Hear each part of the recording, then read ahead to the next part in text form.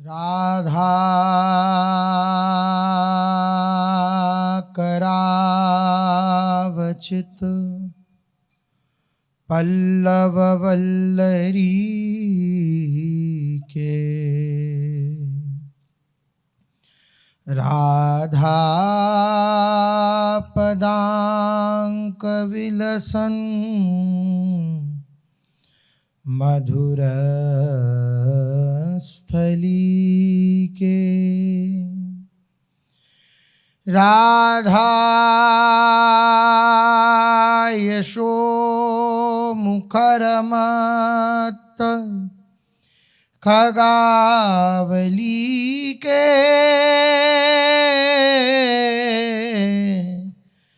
राधा विहार विपिने रमता मनो में, प्रेमानंद उत्पुलकित गात्रौ विद्युद्धाराधर समकांति, श्री राधा कृष्णौ मनसि दधानं वन्देऽहं श्रीहितहरिवंशं, वन्देऽहं श्रीहितहरिवंशम्।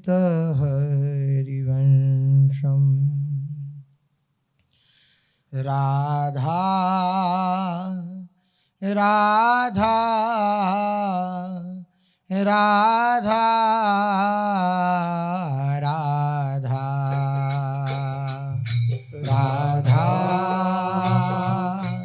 राधा राधा राधा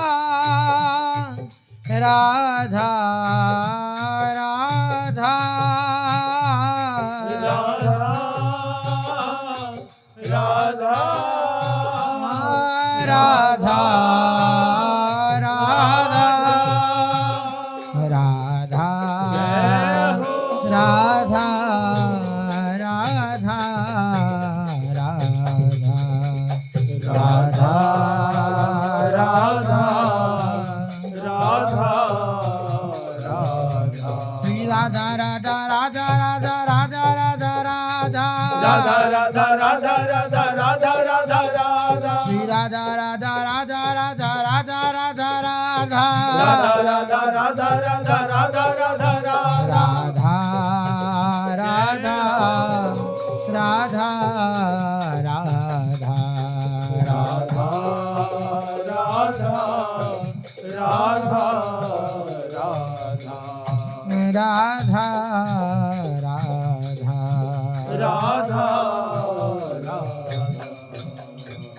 श्री राधा वल्लभ लाल की, महाप्रभु श्री हरिवंश चंद्र जी महाराज की, श्री सद्गुरुदेव भगवान की जय हो। रसघन मोहन मूर्ति ठाकुर श्री राधा वल्लभ लाल जी, अनंतानंत सखियों की प्राण सजीवन मूरी श्री लाडली जी एवं इन युगल स्वरूपों को हृदय में नित्य नवीन रूप से दुलार करने वाले श्री सद्गुरुदेव भगवान के श्री चरणों में दंडवत प्रणाम है। इस बात पर दृढ़ विश्वास कर लीजिए कि जिन प्रभु की हम शरण में हैं वो हमें पक्का बनाकर छोड़ेंगे। इस बात पर हृदय से दृढ़ विश्वास कर लीजिए। इस विश्वास को करने के उपरांत अगर आपके जीवन में कोई भी परिस्थिति आती है तो आप भगवान का सहयोग करिए। जैसे कोई नाविक नदी पार करा रहा हो और वह खूब मेहनत कर रहा है आपको पार कराने की, आपका बस इतना सहयोग उसके प्रति बन जाए कि जैसा वो कह रहा है वैसा आप बैठ जाएं, करना कुछ नहीं है, जैसा वो कह रहा है वैसे आप बैठ जाएं। अगर हम नाविक की बात नहीं मानेंगे तो हमारी असावधानी के कारण घटना हो सकती है। उस घटना से हमें दुख भी प्राप्त हो सकता है। कोई हमें नदी पार करा रहा है तो बस इतना उसका सहयोग कर देना है कि जैसा वे कह रहा है वैसा हम उसकी बात मान लें, तो वो हमें अच्छे ढंग से भली प्रकार से नदी पार करा देगा। अन्यथा अगर हम उसका सहयोग नहीं करेंगे तो हो सकता है उसकी तरफ से प्रतिकूलता का सामना भी करना पड़े। वो कह दे आप उतर जाओ, हम आपको नहीं ले जा सकते। वे कह दे कि आप शांत रहो, नहीं मानोगे तो फिर इसका परिणाम भुगतना पड़ेगा। कुछ भी कह सकता है, क्योंकि उसको आपकी भी चिंता है और औरों की भी चिंता है जो उस नाव में सवार हैं। कहने का तात्पर्य यह है, अगर आपको कोई पार लगा रहा है तो उसका इतना सहयोग आवश्यक है कि जैसा वो कह रहा है वैसा हम उसकी बात मान लें। भगवान इतने सुहृद हैं कि वे जीव पर करुणा करके कि ये तो इस संसार सागर से पार नहीं हो सकता, अपने प्रयास से मैं इसे पार लगा सकता हूं, तो वह गुरु रूप में प्रकट होकर के हमें पार लगाने के लिए आते हैं।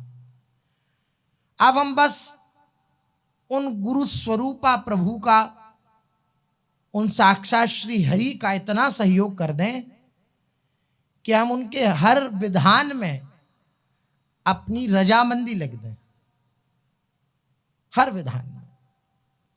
सच मानिए इस बात को, हमारे जीवन में वही विधान आता है जिस विधान के द्वारा हमें भगवत प्राप्ति हो सकती है। मन बहुत विचलित करता है।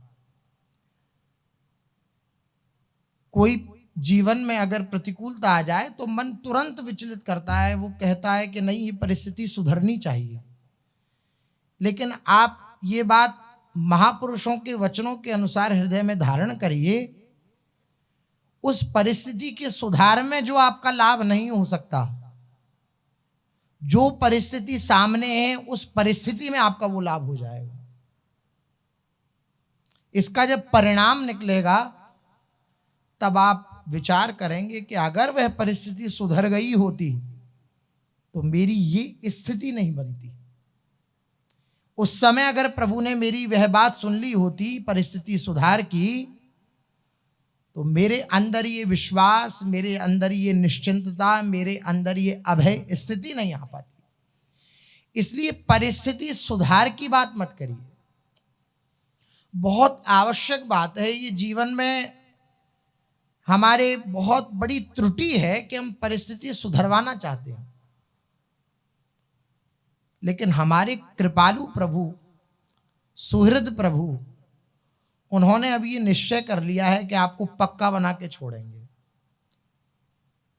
तो आप खूब प्रार्थना भी करें ना परिस्थिति सुधारने की, तब भी वो नहीं सुधरेगी। सच मानिए। हमारे पूज्य सदगुरुदेव भगवान कहते हैं कि हमने पहलवानों को भी देखा है कुश्ती लड़ते हुए। गंगा किनारे खूब पहलवानों के अखाड़े भी होते हैं, तो कई बार हमने देखा है उनका जो गुरु होता है पहलवानों का, सरदार, वो जब सिखाता है पहलवानी तो वो मारता है, हर अंग में मारता है चोट। पहलवानी के जो नियम है उसके अंतर्गत जहां पर जैसी चोट पड़नी चाहिए उसके अनुसार मारता है। जहां वो सीखने वाला शिष्य जरा सी भी आह कर देता है, उफ कर देता है, अरे यहां तो लग रही है, तो वो 10 बार वहीं प्रहार करता है। उनका जो गुरु है पहलवानों का, वो 10 बार वहीं प्रहार करवाता है या स्वयं करता है। बोले बड़ा निर्दयी है, देख रहा है कि कष्ट हो रहा है उसको, शिष्य को, बड़ा निर्दयी गुरु है भाई, फिर भी वहीं बार बार मार रहा है। लेकिन वो निर्दयी नहीं है, दृश्य निर्दय स्वरूप दिख रहा है, लेकिन वो बार बार इसलिए मान रहा है कि मेरा पहलवान कहीं किसी जगह कच्चा ना रह जाए, मैं यहीं इसे इस जगह मार मार के इतना फिट कर दूं कि जब ये दंगल में जावे, कुश्ती में जावे, तो अगर इसके यहां चोट पड़े तो ये हार ना जाए। ये उसकी करुणा है। इसलिए मेरे प्रभु वहीं आपको बार बार चोट देंगे जहां आप कहते हैं कि नहीं प्रभु यहां बस मुझे मत छेड़िए, इस व्यक्ति के द्वारा मुझे मत छिड़वाइए, ये वृत्ति मुझे मत दीजिए, ये प्रतिकूलता मुझे मत दीजिए। तो भगवान देखते रहते, अच्छा इस प्रतिकूलता में ये हार रहा है, परेशान हो रहा है, इसको और दो, यही वाली दो।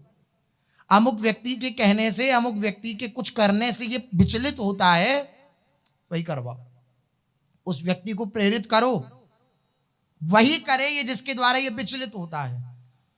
आप फिर बेचैन होंगे, तड़पेंगे, परेशान होंगे, भगवान से बार बार प्रार्थना करेंगे, नाथ संभालो संभालो, ऐसा क्यों? भगवान तब तक वो परिस्थिति देंगे जब तक आपका ये प्रश्न खत्म नहीं हो जाता कि ये क्यों। आप सच मानिए, ये ऐसे कृपालु हैं, ऐसे सुहृद हैं, जैसे एक डॉक्टर होता है ना, वह अपने मरीज को सही करने के लिए उसकी चीखने चिल्लाने को नहीं देखता, वो बस अपना उपचार करता है, क्योंकि उसके अंदर ये बात है कि मेरा मरीज ठीक हो जाए। ऐसे ही हमारे प्रभु हैं, आप सच मानिए। उनके जैसा करुणामय, उनके जैसा दयालु स्वभाव वाला त्रिभुवन में कोई नहीं है।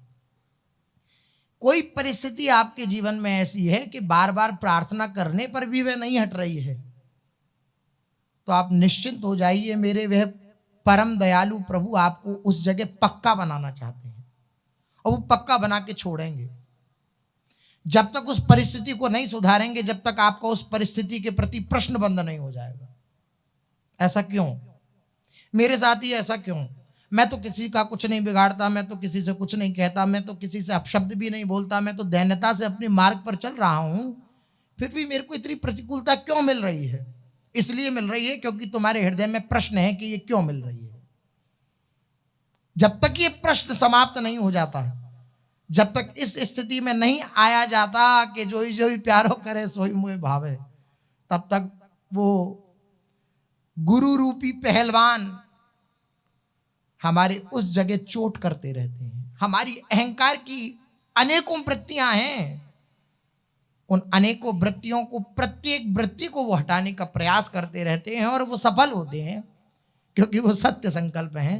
भगवान कभी हारते थोड़ी हैं, वो भक्तों के आगे हारते हैं बस, वरना कोई ऐसा थोड़ी है कि उनसे जीत जाए। वो अजित हैं, उनका नाम अजित है, उनसे कोई जीत नहीं सकता। हाँ, वो भक्तों के आगे स्वयं को, अपने को हारा मानते हैं, ये उनकी उदारता है, अन्यथा वो अजित हैं।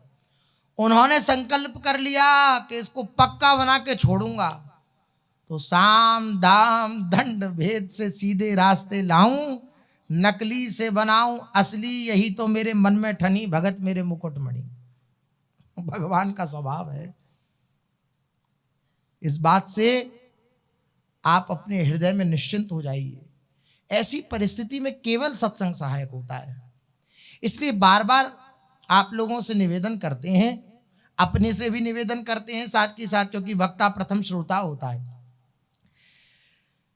ये बार बार निवेदन किया जाता है, कुछ सत्संग ऐसे चयन करके अवश्य रखिए कि जो आपकी उस प्रतिकूल चित्त की वृत्ति में आपका सहयोग करें।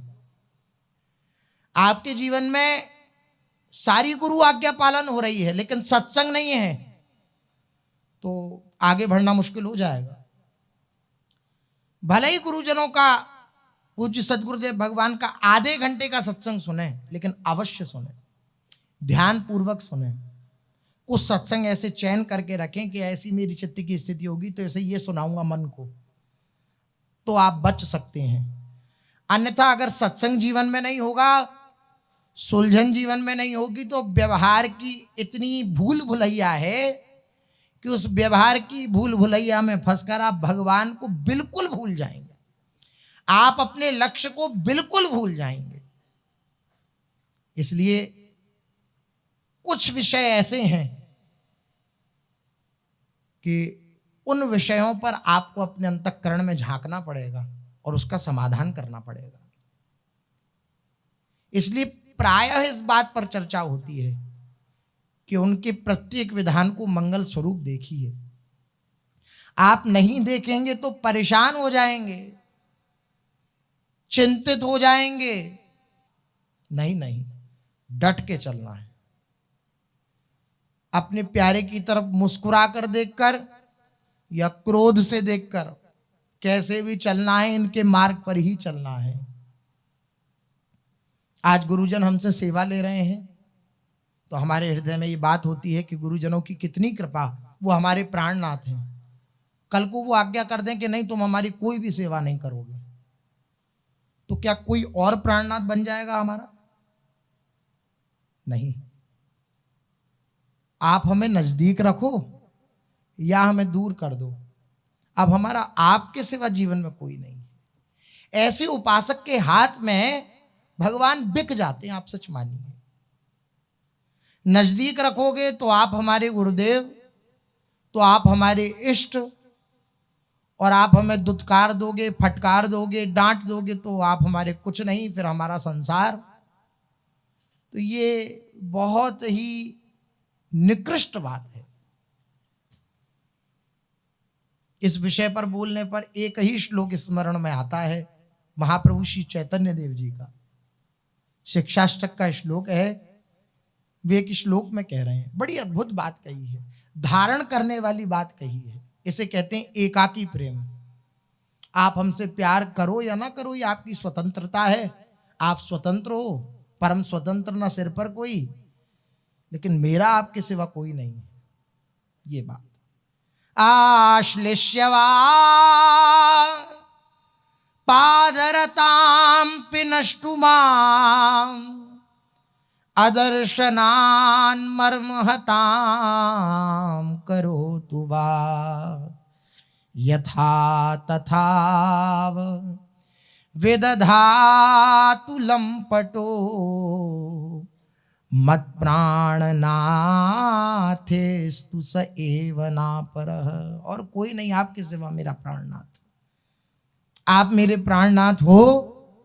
अब आश्लिष्यवा या पादरताम पिनष्टुमाम, आप मुझे हृदय से लगाओ और चाहे आप अपने पाद त्राण का प्रहार करके मुझे अपने से दूर कर दो।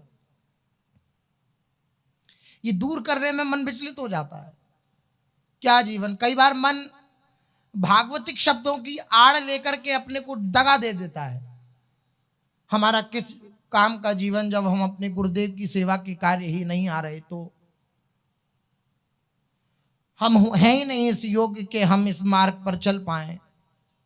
वो ऐसा दिखला करके मन कि तुम भगवान के योग्य ही नहीं हो, तुम गुरुजनों के योग्य ही नहीं हो, वो भटका देता है। वो कहता है कि जब इधर योग्य ही नहीं हूं मैं, तो चलूं संसार में, चलूं संसार को भोगूं। ये त्रुटि है।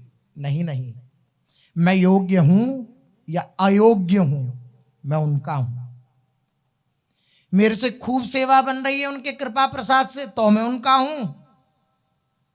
और अगर मेरी किसी सेवा से वे संतुष्ट नहीं है, नहीं मैं उनकी वैसी सेवा कर पा रहा, तब भी मेरे जीवन में उनके सिवा कोई नहीं है।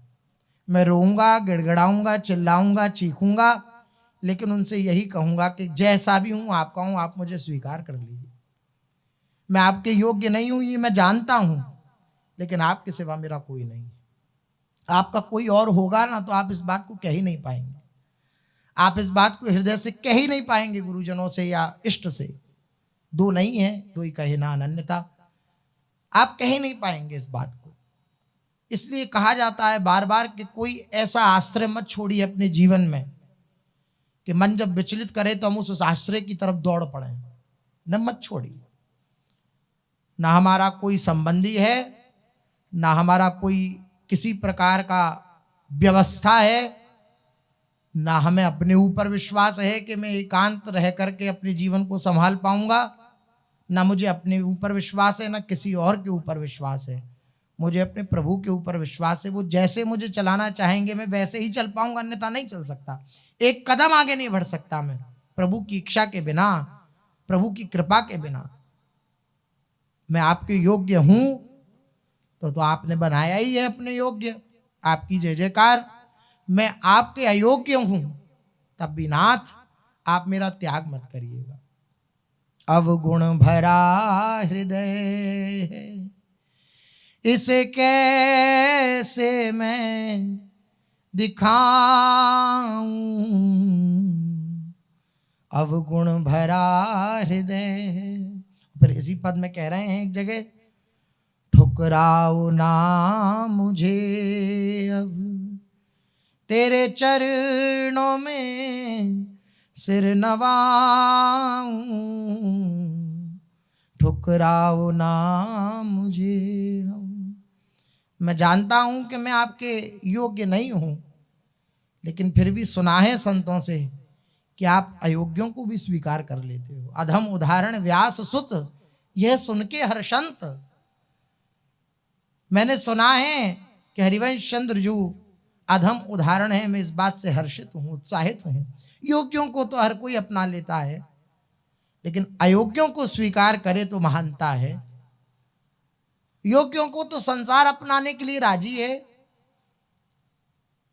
जो संसार के योग्य है उसको लोग खूब प्यार करते हैं, लेकिन जो संसार के योग्य नहीं है, किसी योग्य नहीं है, उसको भगवान प्यार करते हैं। हम लोग भगवान के द्वारा चयनित हैं। इतने समष्टि संसार से भगवान ने एक एक करके हमें चुना है। ये मेरा, ये मेरा, ये मेरा, इसको मुझे अब अपने धाम बुलाना है। भगवान के द्वारा चुने गए हैं हम। अब बस इतना सहयोग कर दें कि उनकी किसी विधान में प्रश्न ना खड़ा करें, प्रश्न ना कर दें कि ऐसा क्यों। जब तक प्रश्न होता रहेगा तब तक आपके जीवन में परिस्थिति कभी अनुकूल नहीं हो पाएगी। प्रश्न खत्म हो जाए, प्रतिकूलता खत्म हो जाएगी, क्योंकि प्रतिकूलता प्रश्न में ही है।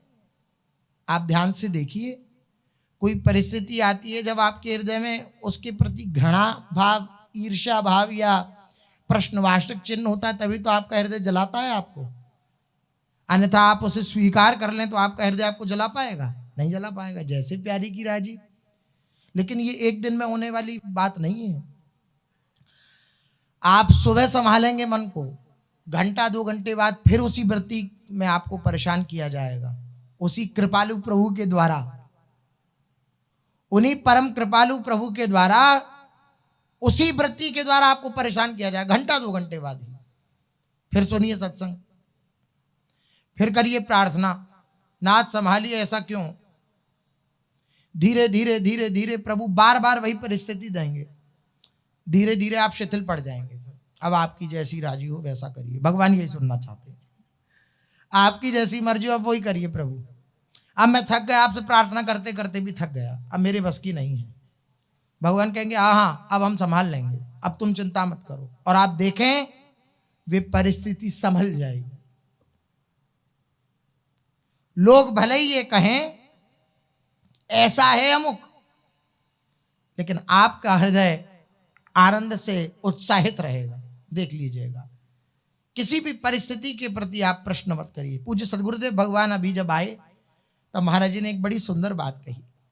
संसार की आंख में धूल झोंक कर प्रभु उसके साथ खेलते हैं, उस उपासक के साथ जो भगवान के चरणों में समर्पित रहता है। संसार की आंख में धूल झोंक देते हैं कि ये तो ऐसा पापाचारी, ये तो ऐसा दुराचारी। लेकिन भगवान संसार की आंख में धूल झोंक देते हैं कि पहचान ही ना पाए कि किस स्थिति का है। और फिर एकांत में उसके साथ खेलते हैं, ऐसे कृपालु हैं। क्यों? वो अब आनंदित हो गया। बाहर वाले को दिखाई दे रहा है इसके जीवन में कितनी प्रतिकूलता है, लेकिन उसका प्रश्न खत्म हो गया ना प्रतिकूलता के प्रति, तो अब भगवान उसके साथ खेलने लगे। आप सच मानिए, बड़े आनंद का विषय है, बड़े आनंद का मार्ग है, बस सुलझना है। बड़े आनंद की बात है ये। प्राय इस विषय पर चर्चा होती ही है अपनी शास्त्रों में, तो वर्णन है, ये प्राणायाम करो, इतने आसन पे बैठो, 6 घंटा ऐसा करो, 5 घंटा ऐसा करो, 10 घंटा ऐसा करो, उसका भी वर्णन है। लेकिन ऐसे इस योग्य है नहीं कि ऐसा कोई साधन कर पाए कि जिस साधन के द्वारा हम अपनी इंद्रियों को बस में कर सकें। हाँ, गुरुजनों के द्वारा प्रदत्त जो सूत्र हैं उनको हम अंतर से अपने हृदय को सुलझा सकते हैं, इतना हरि गुरु की कृपा से प्रयास कर सकते हैं। और आप सच मानिए, बाहर से फिर क्रिया कोई हो या ना हो, आप अंतर से सुलझ गए तो आप निश्चिंत हो जाएंगे, बेपरवाह हो जाएंगे, परमहंस स्थिति के महात्मा बन जाएंगे। चाहे आप घर में रह रहे हो, परमहंस स्थिति के महात्मा बन जाएंगे। अब देखिए प्रयागदास जी अंदर से सुलझ गए, बोले मेरी जिज्जी श्री सियाजू और मेरे जीजा श्री राम जी, ऐसा हृदय में बैठ गया। प्रयागदास मामा जी कहा जाता है उन्हें, पूरा जगत उन्हें मामा जी कहता है। आप देखिए, भगवान के साथ संबंध जोड़ लिया जाए तो वह पूरा संबंध संसार भी मानने लगता है। तो प्रयागदास मामा जी उन्हें कहा जाता। उनकी छोटे थे तो कोई बहन नहीं थी, तो उनके माता जी ने उनसे कह दिया कि तुम्हारी बहन तो श्री सियाजू हैं, अयोध्या जी में रहती हैं, वो ब्याह गई हैं, वहां पर उनका विवाह हुआ है, और तुम्हारे जीजा श्री रघुनंदन राम जी हैं, वो वहां के राजा हैं। तो रक्षाबंधन का अवसर आया, उन्होंने विचार किया कि सब लोग जितने भी बालक हैं वो सब मुझे चिढ़ाते हैं कि तेरी तो कोई बहन नहीं है, तुझे को तो कोई राखी बांधने वाला नहीं। पीछे पड़ गए अपनी मैया के कि मैं अपनी जिज्जी के पास जाऊंगा, अपनी बहन के पास जाऊंगा। भोला भाव माता ने भी विचार किया, पता नहीं भगवान कौन सी कृपा इस बालक पर करने वाले हैं। बोले ठीक है जा। बोले मैं पहचानूंगा कैसे उनके घर को, कैसे जानूं? बोले पूरा अयोध्या जानता है उन्हें, वो राम राजा सरकार हैं, पूरा अयोध्या जानता है। कनक भवन है उनका, स्वर्ण का भवन है उनका। अच्छा देख, खाली हाथ नहीं जाते बहन के घर, कुछ लेके जा। तो कुछ मिठाई पोटरी में बांधकर प्रयागदास मामा को दे दी। गए, बालक ही थे। अब जाकर के पुकारने लगे कि आपने हमारे जिया जी का घर देखा है क्या? सबसे जो संत महात्मा वहां पर विचरण कर रहे थे उनसे पूछते, आपने हमारे जिया जी का घर देखा है? उनका नाम राम जी है और हमारी जीजी का नाम सियाजू है। आपने तो उन्होंने विचार किया कि जीजा राम जी तो हमारे श्री भगवान हैं और सियाजू जगत जननी जानकी जी, लेकिन ये जीजा जीजी कह रहा है तो हो सकता है कोई और हो। वो कहते बालक हमें पता नहीं, आप पता कर लो। अब तो सुबह से संध्या हो गई, ढूंढते ढूंढते ढूंढते ढूंढते पता नहीं लगा, थक गए, बैठ गए। बोले कहाँ हो आप जीजा जीजी जी, अब मिलोगे, कब मिलोगे? इतने में देखते हैं जय घोष सुनाई देता है। आप सच मानिए, यही ऐसे हैं जो आपके भाव का आदर करते हैं। संसार आपके भाव का, आपके हृदय का आदर करना नहीं जानता। वो आपके हृदय की पीड़ा को नहीं जानता, वो आपको प्यार करना नहीं जानता कि कैसे प्यार करें हम, उसको आता नहीं है। आपके प्यार की कदर या आपकी कदर केवल और केवल प्रभु को है। प्रयागदास जी जमीन में पड़े हैं, भूमि पर पड़े हैं और पुकार रहे हैं कि मिल जाओ जीजा जी जी। तो इतने में आवाज जय घोष सुनाई दी। राम राजा सरकार हाथी पर विराजमान होकर, और सिया जानकी जी और श्री रघुनंदन हाथी पर सिंहासन विराजमान है, उस पर आनंदित होकर पधारे। बोले अरे अरे प्रयागदास, अरे प्रयागदास देख हम आए गए। जैसे ही देखा, अरे मेरे जीजा जी इतने सुंदर, मेरी जीजी इतनी सुंदर, और आनंद ही आनंद उनके हृदय में उफान मारने लगा, उत्साहित हो गए। तब से उन्होंने संबंध दृढ़ कर लिया कि ये मेरे जीजा हैं और ये मेरी जीजी हैं। संबंध निर्वाह करने वाले प्रभु ही हैं केवल। पूरा संसार उनको प्रयागदास मामा कहने लगा। नीम के नीचे खाट बिछी और खाट के नीचे करवा, प्रयागदास अलमत्ता सोवे राम लला को सरवा। सुलझ गया अंदर का चित्त, अंदर से सुलझ गए। कोई कहता कि तुम भाई भगत बने फिरते हो भगवान के, भजन तो तुम करते नहीं, माला तो लेकर बैठते नहीं कभी।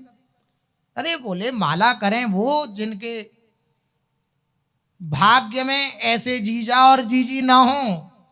अरे हमारे तो राम जी जीजा और हमारी जीजी जानकी, हमें भजन करने की क्या आवश्यकता है।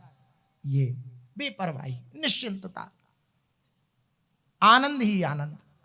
ये तभी हो सकता है जब आपके जीवन में प्रभु को प्राप्त करने की भूख उदय हो।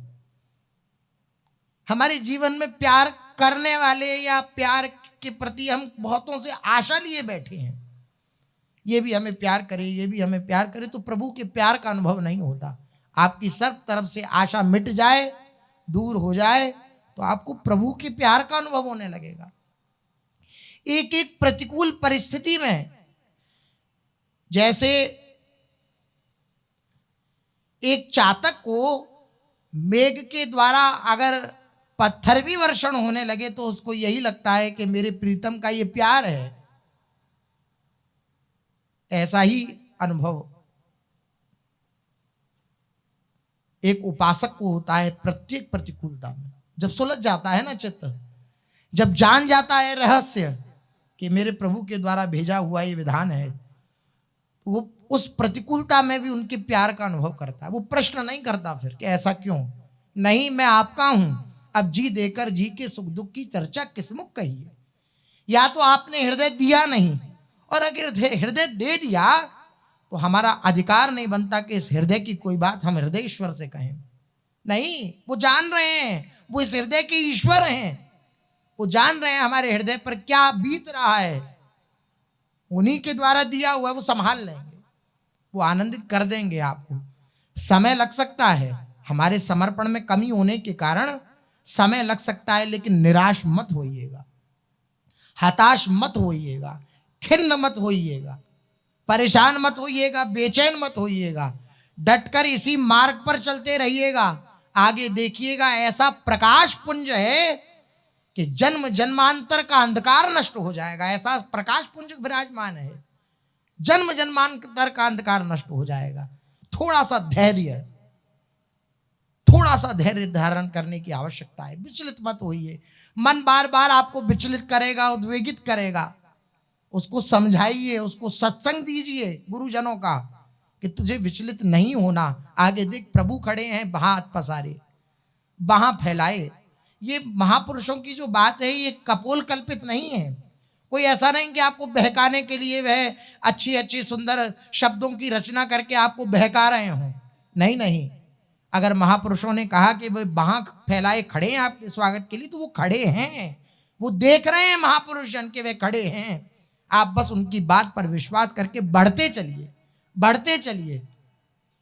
आप जब बढ़ने का प्रयास करेंगे तो ये ऐसा मार्ग नहीं है कि आप गिरते रहे और कोई संभालने वाला नहीं था।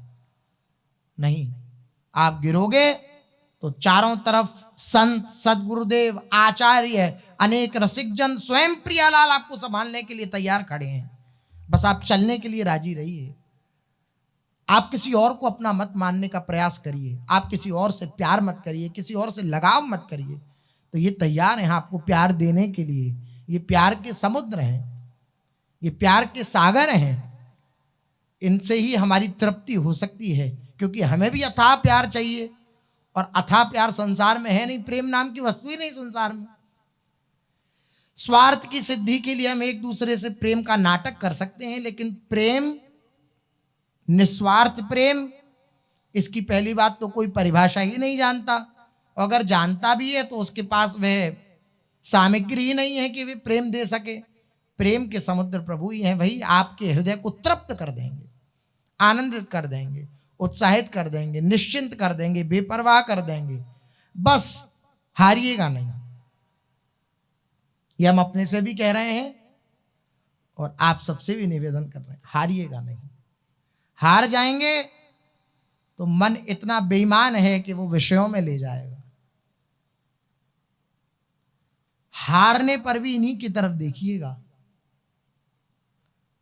हारने के बाद इनकी तरफ देखेंगे तो ये संभाल लेंगे। हारने के बाद कि मैं तो हार गया, मैं तो चल नहीं पाऊंगा, चलो संसार को भोगते हैं, तो फिर बात बिगड़ सकती है। इसलिए पूर्ण प्रयासरत रहिए। हमारे प्रभु बड़े सुहृद हैं, वो हमें पक्का बना के छोड़ेंगे, वो हमें पक्का बनाएंगे ही बनाएंगे। आप जहां भाग के चले जाएं वहां बनाएंगे। अजान उलंबित भुजाएं हैं इनकी, ये बड़े कृपालु हैं, बड़े प्यार करने वाले हैं, बड़े प्यारे हैं। इसलिए हमारे वृंदावन के रसिक जन भगवान नहीं कहते हैं ना, प्यारी जू, प्यारे जू, लाडली जू, लाडले जू, अलग लड़ेते, ऐसे रस से सिक्त नामों से पुकारते हैं ना, क्योंकि ये हैं ऐसे, चलते हैं। महाप्रभु श्री चैतन्य देव जी का चरित्र अपने लोग कथन श्रवण कर रहे हैं। श्री महाप्रभु जी शांतिपुर में अद्वैत प्रभु के घर में विराजमान है। माता शची आई हैं श्री महाप्रभु जी का दर्शन करने के लिए। श्री महाप्रभु जी ने उन्हें खूब सांत्वना दी है, माता की स्तुति करी है शची माता की श्री महाप्रभु जी ने।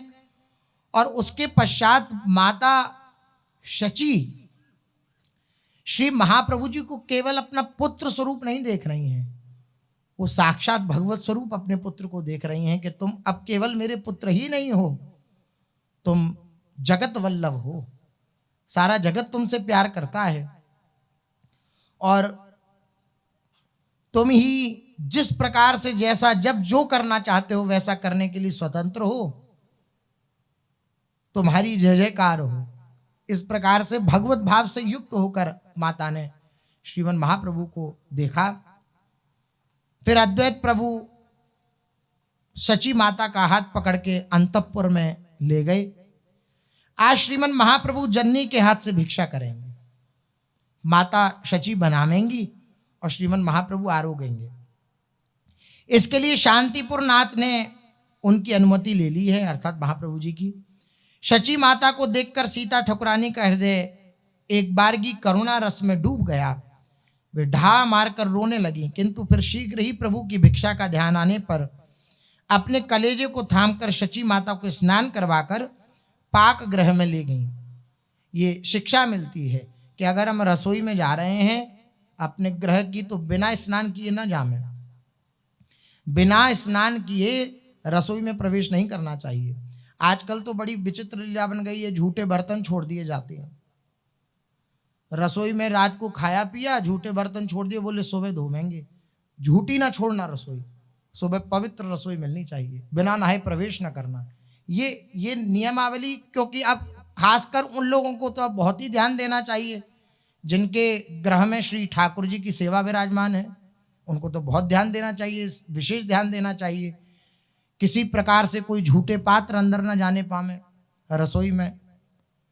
अब जैसे अब ये बात समझना तो कठिन होगा, कठिन भी क्या, अब घर गृहस्थी तो वहां संभालना भी इस बात को कठिन होगा। अन्यथा भोग प्रसादी लगाई श्री ठाकुर जी को। अब वो भोग प्रसादी जो पूर्व में हमने सुना, वो ऐसा होता था कि वो भोग प्रसादी जो बनी है वो सारे पात्रों में मिला दो, वो सब प्रसाद हो जाएगा। लेकिन ऐसा नहीं है, ऐसा नहीं करना चाहिए। अमनिया रसोई है और आप वहां प्रसादी थाली ले गए तो पूरी रसोई प्रसादी हो गई।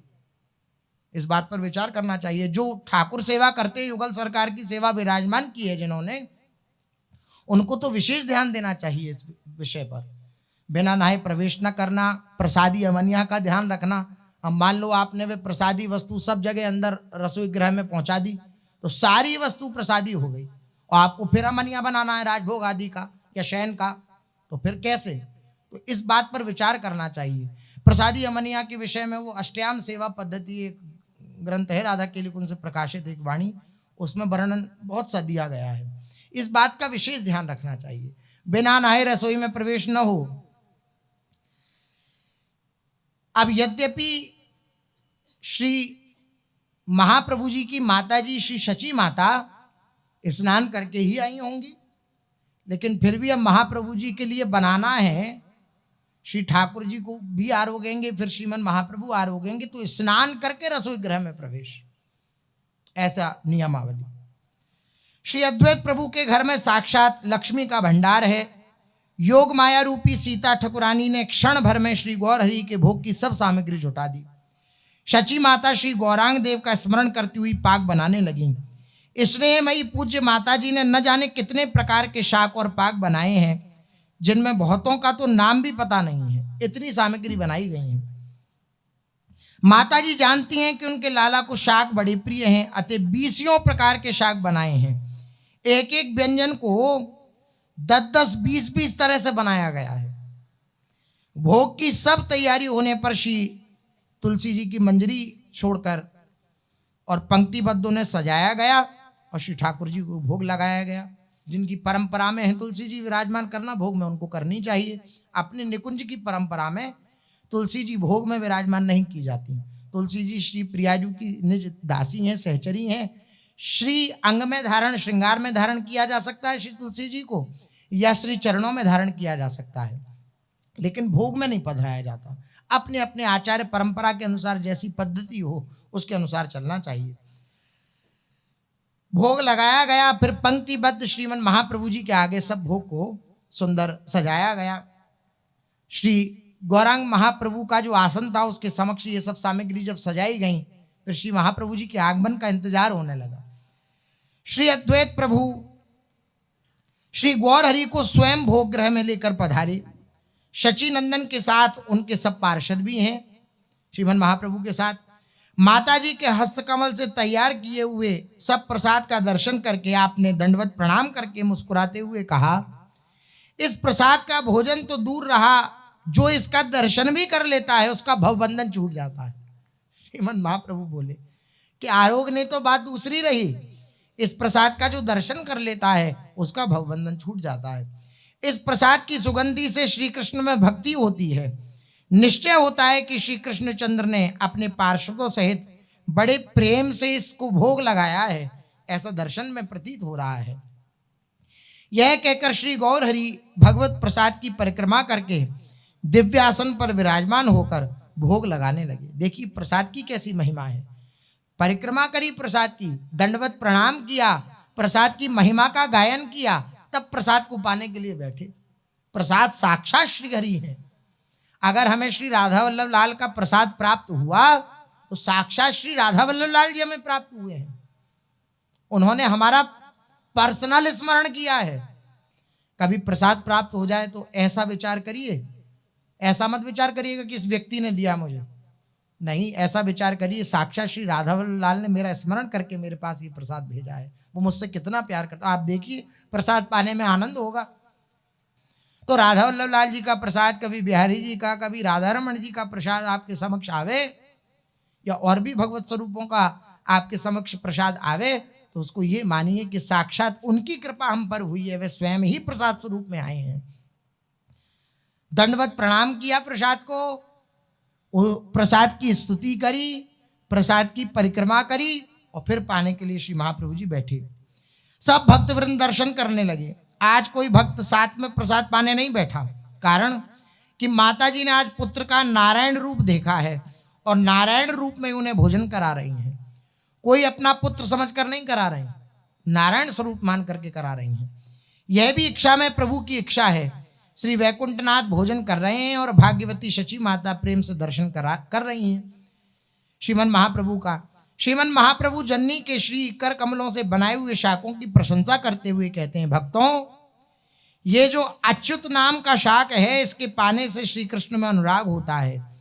ये जो अन्य शाक है, इनके पाने से श्री कृष्ण की भक्ति मिलती है। इस प्रकार सब शाकों तथा पाकों की महिमा गान करते हुए श्रीमन महाप्रभु आनंद से प्रसाद पा रहे हैं। भक्तवृंद भी श्री हरि की, यहाँ श्री हरि, श्री वैकुंठनाथ, जो गौरानुयायी हैं या जो भी जितने भी भक्तजन हैं, वो सब श्री महाप्रभु जी को भक्त स्वरूप या संत स्वरूप या सन्यासी स्वरूप नहीं मानते, साक्षात भगवत स्वरूप मानते हैं। ये मेरे भगवान हैं। स्वयं श्री कृष्ण ऐसा है भी, स्वयं श्री युगल सरकार का मिलित स्वरूप श्रीमन चैतन्य महाप्रभु हैं। तो उसी भावना से युक्त होकर यहाँ पर उद्धृत किया जाता है कि श्री हरि ने ऐसा कहा या श्री बैकुंठनाथ ने ऐसा कहा, क्योंकि भेद नहीं है। श्रीमन महाप्रभु को ही वे सब कुछ मानते हैं, ऐसा इसलिए वर्णन करते हैं। शची माता आज अपने सब दुख को भूलकर निर्निमेष नैनों से श्री गौर हरि के मुख चंद्र को निहार रही हैं। श्रीमन महाप्रभु के भोजन विलास समापन होने पर आचमन करके विश्राम गृह में पधारते ही श्रीमन नित्यानंद महाप्रभु, श्री अद्वैत प्रभु तथा सब भक्तवृंद उनके उच्छिष्ट प्रसाद को लूट लूट कर खाने लगे। महाप्रभु जी जैसे ही पधारे तो उच्छिष्ट को पाने लगे। उस लूट में शास्त्रार्थ भी आरंभ हो गया। किसी ने कहा झूठा खाना ब्रह्मर्षि का काम नहीं है, ये मैं तो अन्य जाति का हूं तो मेरे को ये भोग पाना चाहिए, उच्छिष्ट जो झूठन पानी चाहिए। किसी ने कहा भाई जो हो ब्रह्मर्षि वो हो, मैं तो नहीं हूं। कोई आंख बचाकर दूर जाकर खाने लगा, मतलब प्रतिस्पर्धा होने लगी। कोई कहने लगा ये तो मेरा अधिकार है, ये तो मेरा अधिकार है, ये तो मेरा अधिकार है। कोई जो निर्बल था कहने लगा भाई मैं अवशेष नहीं चाहता, मुझे तो खाली पत्तल ही दे दो। ऐसे बार बार सब टूट पड़े मानो श्री महाप्रभु जी के वह उच्छिष्ट पर।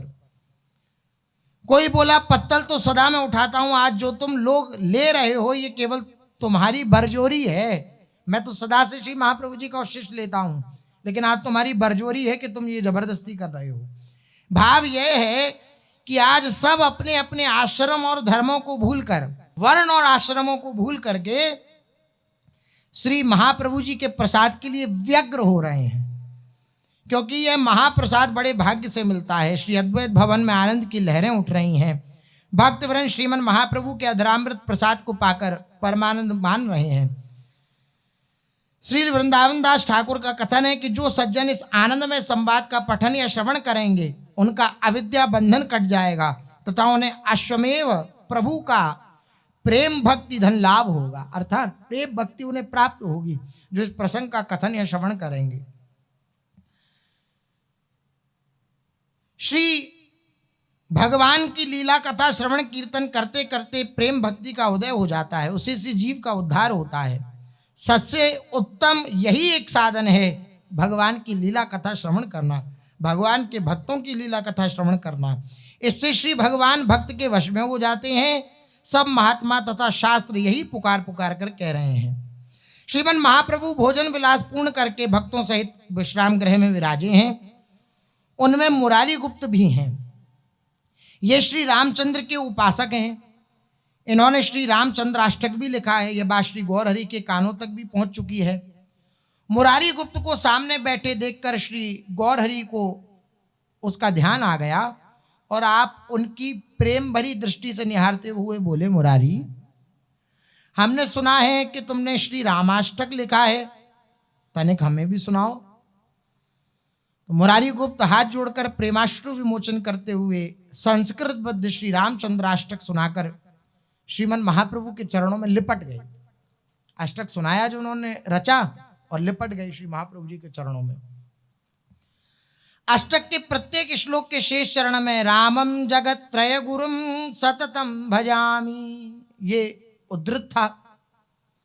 श्री गौर हरि उस अष्टक को सुनकर प्रसन्न होकर मुरारी गुप्त के सिर पर अपने युगल चरण कमल रखकर कहने लगे, मुरारी सुनो, मेरे प्रसाद से तुम जन्म जन्म में श्री रामदास होगे।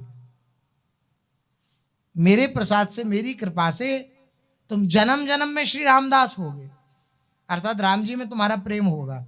तथा एक क्षण भर भी जो तुम्हारा आश्रय को ग्रहण करेंगे उनको श्री राम जी के चरणारविंद की भक्ति अवश्य मिल जाएगी। ये महापुरुषों की सेवा का प्रभाव है। महापुरुष किसी भी संप्रदाय के हों, हमें सेवा भाव सबके प्रति, आज्ञा पालन अपने गुरुदेव का और सेवा भाव सब संतों के प्रति रखना चाहिए। ऐसा नहीं है कि हम अमुक संप्रदाय के हैं और वो संत अमुक संप्रदाय के हैं तो उनकी संप्रदाय के अनुसार उनकी सेवा करने से हमें उनके इष्ट में प्रीति होगी, ऐसा नहीं है। हमारे पूज्य सदगुरुदेव भगवान का वचन है कि आप किसी भी संप्रदाय के हों, आप अगर किसी अन्य संप्रदाय के संतों की भी सेवा करते हैं तो आपको अपने इष्ट में रुचि होगी, अपने आचार्य में, अपने गुरुदेव में प्रीति जागृत होगी। ऐसा नहीं होगा कि हम अमुक की सेवा कर रहे हैं तो हमारी उनमें ऐसी गुरु के प्रति जैसी निष्ठा है वैसी निष्ठा हो जाए, नहीं। उनकी सेवा का प्रभाव होगा कि हमें अपने इष्ट में, अपने गुरुदेव में, अपने प्रीतम में निष्ठा जागृत होगी, ये प्रभाव है। अब महाप्रभु जी की सेवा में है मुरारी गुप्त जी, लेकिन फल क्या प्राप्त हो रहा है? उनके इष्ट में उनकी दृढ़ निष्ठा, दृढ़ भक्ति जागृत हो रही है। मुरारी गुप्त पर श्रीमन महाप्रभु की ऐसी परम कृपा देखकर सब भक्त वृंद आनंद में जय जय ध्वनि करने लगे। उस दिन रात्रि में श्री कृष्ण चैतन्य महाप्रभु ने कीर्तनानंद में मग्न होकर श्री अद्वैत भवन में मधुर नृत्य किया। बहुत दिनों के पश्चात श्री शची माता अपने पुत्र का कीर्तन विलास देखकर आनंद में मग्न हो गईं।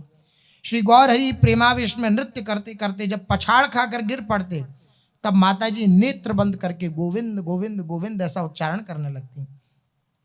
जननी के कोमल प्राणों में बड़ी चोट लगती।